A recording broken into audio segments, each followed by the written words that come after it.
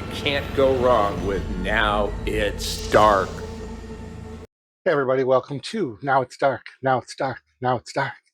I just watched Beetlejuice Beetlejuice, the long overdue sequel to Beetlejuice. This film is 1 hour and 45 minutes and it's PG-13. And if you're not, for some reason, aware of what it's about, it's after a family tragedy, three generations of the Dietz family return home to Winter River. Still haunted by Beetlejuice, Lydia's life is turned upside down when her teenage daughter Astrid accidentally opens the portal to the afterlife. Oh, yeah, good times in Winter River. Directed by Tim Burton, and it's got Tim Burton's fingerprints all over it, and it's a good thing. Written by Alfred Gough, Miles Millar, and Seth Grahame Smith, and stars as the star of the show, Beetlejuice, played by Michael Keaton. And I'll tell you what, it felt very good, Michael Keaton. I think, aside from that, there wasn't a lot of very loud inflection of his voice.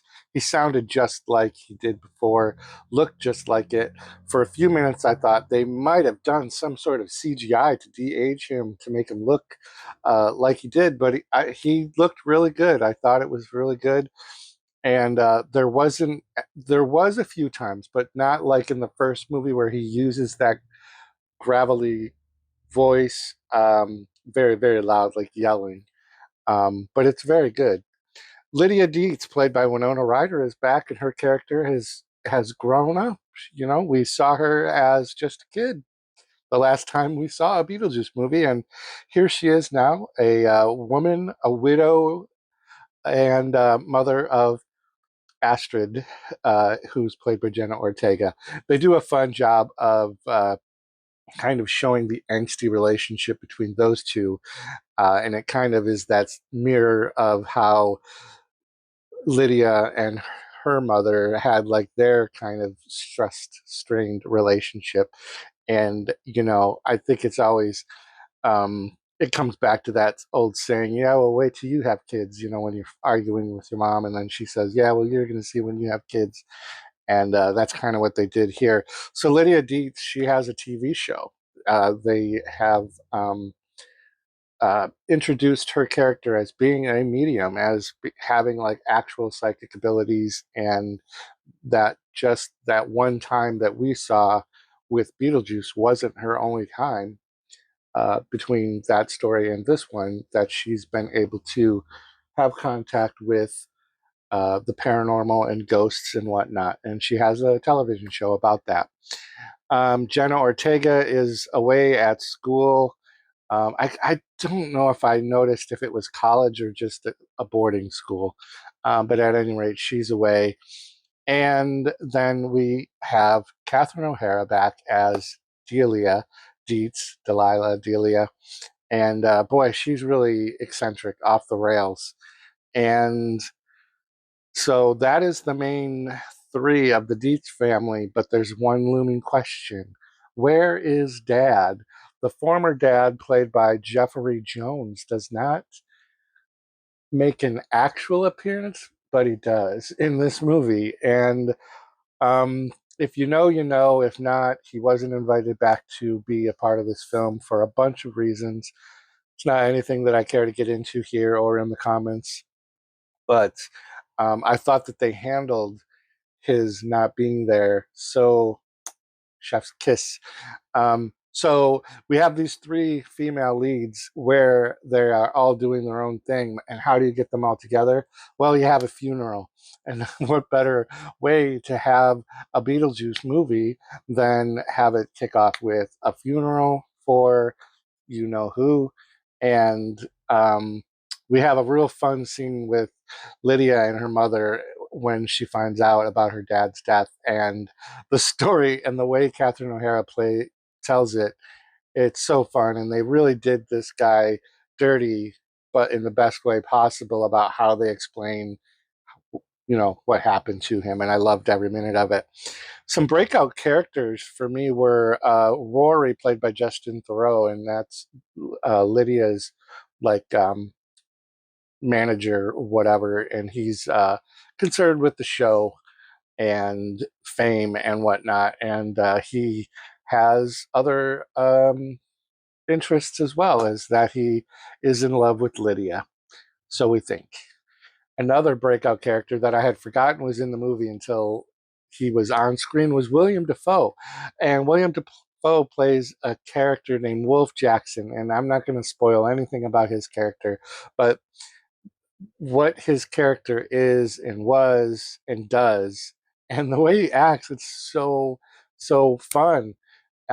Really, really enjoyed every scene that he was in. Really loved his whole character and what the premise was for why he was so predominant in the movie. Real quick shout out to Danny DeVito, who was in the movie. I did not know he was going to be at all either, and he was.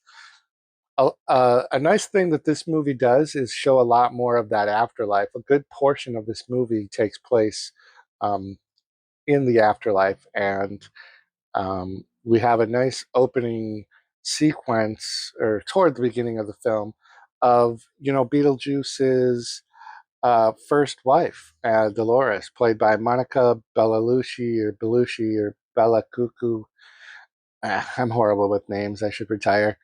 Um, but yeah, she's beautiful, and she's also very interested in catching up with Beetlejuice. She's been kind of unable to uh, go about getting her revenge with Beetlejuice for a long time, and that kind of fixes itself, and she's got the opportunity, and she's going to go for it.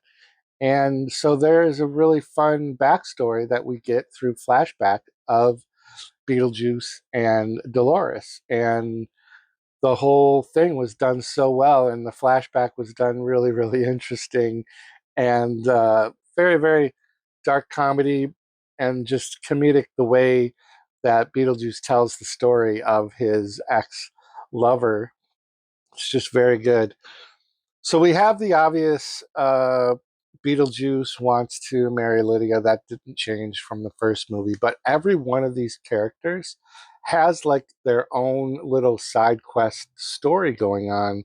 Astrid, angsty teen, she's got a story going on with another character. She's got the story with her relationship with her mom. Lydia has her story going on with her TV show and uh, Rory, her manager love interest thing, and then also the bigger picture of Beetlejuice.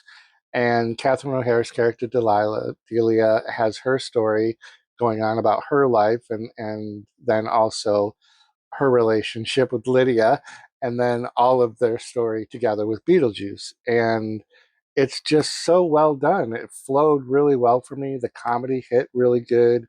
uh, there's some blatant fan service throwback stuff to the first movie. And for all the people that haven't seen the first movie because you're just young or it just never appealed to you, I mean, that was like 1988, the same year that Killer Clowns from Outer Space came out. So if you saw that instead of Beetlejuice, I totally get it. Um, but the story just goes really well together, and the way it kind of some of their stories start to overlap, and then it all gels at the end, and we have like this happy ending, so to speak. And the iconic stuff from the first movie's there. A bunch of good new stuff is here, and they really kept to a PG-13. While there is a body count in this movie, and that might be one major difference from the first one. The body count of actual like characters meeting their end, their final end, some of them, is also very interesting. And was I was not expecting that either. But it's all very tasteful as far as taking someone's aliveness away.